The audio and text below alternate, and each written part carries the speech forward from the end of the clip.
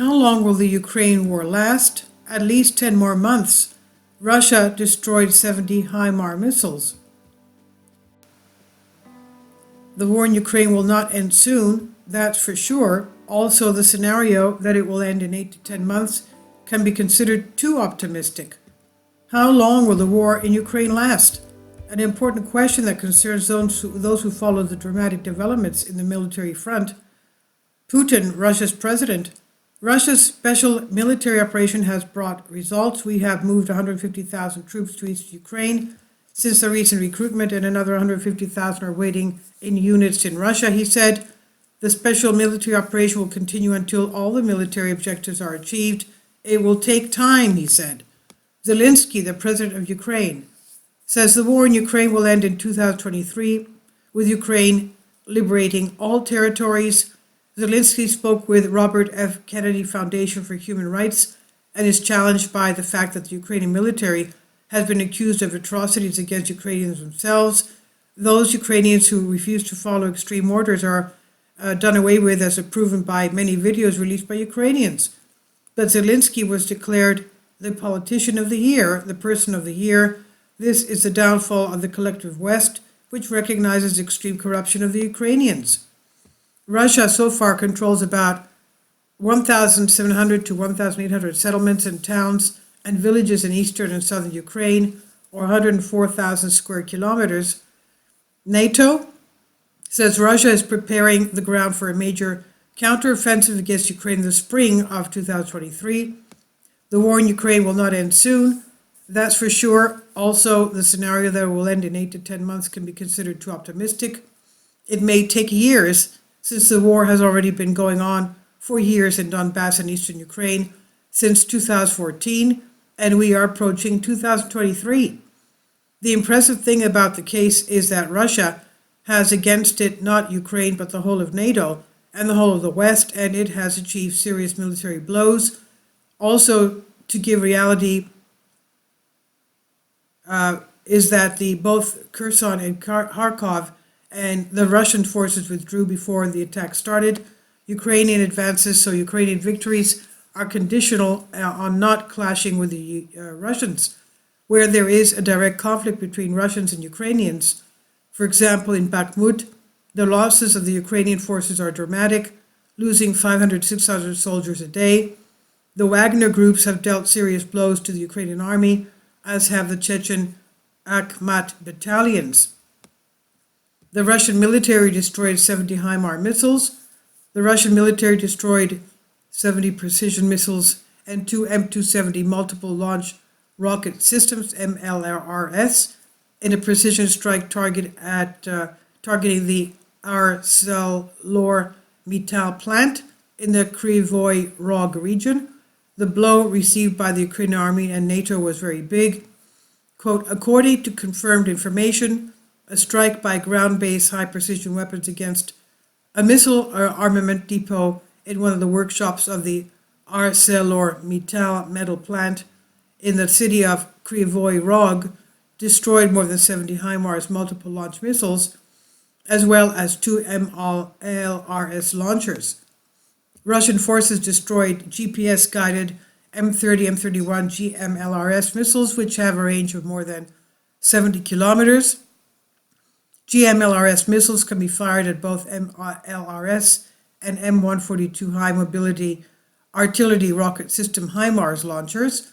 The United States and several other NATO members have supplied Ukrainian forces with approximately 20 HIMARS systems and 16 MLRS systems since the start of the Russian special military operation in Ukraine.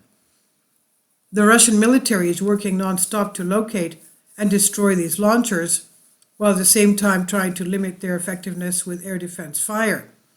Recently, Russian air defense systems received a new software update that allows them to quickly detect, adjust, and shoot down GMLRS missiles fired by Ukrainian MLRS and HIMARS systems. Russian efforts to minimize the effects of the Ukrainian MLRS and HIMARS systems on the battlefield have succeeded to some extent. However, both systems remain a serious threat to military and civilian targets within the special military operations zone. The blows: Russian forces delivered key blows to Ukrainians on the Olshana, Kislovka, and Berestovoy districts of Kharkov region and in Lugansk. During the fighting, Russian forces destroyed an infantry fighting vehicle, MTLB transporter, two S-1 Govzdika self-propelled guns, and 3 motorized vehicles. Russian forces continue to advance in the Kramsky-Liman region. In the Donetsk region, attempts by the Ukrainian army to counterattack in the areas of Pershe-Travnaya and other areas settlements have failed. In the last 24 hours, Russian forces were effective in the area. In the southern direction of Donetsk, the Ukrainians tried unsuccessfully to regain positions in the areas of the settlements of Novomayorska. Ukrainian losses in the area amounted to 100 and wounded. Russian forces destroyed 2 US-made AN-TPQ-50 radars of the Ukrainian military in Donetsk and Kharkov. Fighter jets of the Russian aerospace forces shot down Ukrainian Su-24 bomber in Donetsk. Operational, tactic, and military aircraft, as well as Russian missiles, hit 79 artillery units in firing positions, manpower, and military equipment in 183 Ukrainian regions. Russian air defense forces intercepted 4 HIMARS, Olka, and Uraga rockets.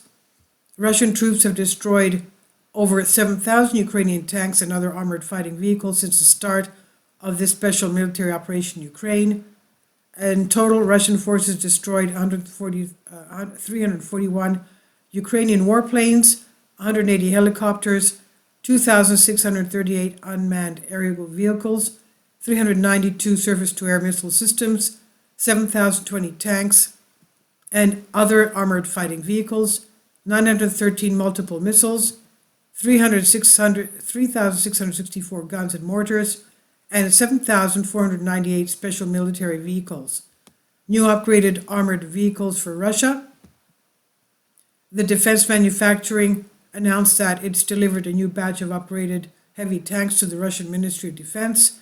The upgrade was carried out as part of a defense procurement plan that provides for the modernization of T-72B tanks to the T-72B3M level. The set of measures for upgrading the T-72 tanks has been prepared by engineer designers of the Ural Design Bureau of Transport Engineering, includes almost all systems and help to improve the maneuverability of vehicles, increasing their firepower and level of protection. And the recently delivered tanks were part of a few further upgrade known to weapons experts. And the most notable aspect of the new upgrade before 2022 is the significantly improved protection. Unlike older systems, it works equally reliably against low and high velocity missiles, doubling protection against shaped charges and increased protection by 50% against guided missiles. This is by Banking News. I've translated this for you from a Greek article. Now, the Ukraine side has not come out here in this article to say what exactly were the losses on the Russian side. Please leave your comments and thank you for your support. Kindly support my Patreon account. The daily posts are 5 videos daily, and they are totally different from what I have on my YouTube channel. Thank you so much for your support and that you find all my content so interesting. You'll find the Patreon account details in the description box below.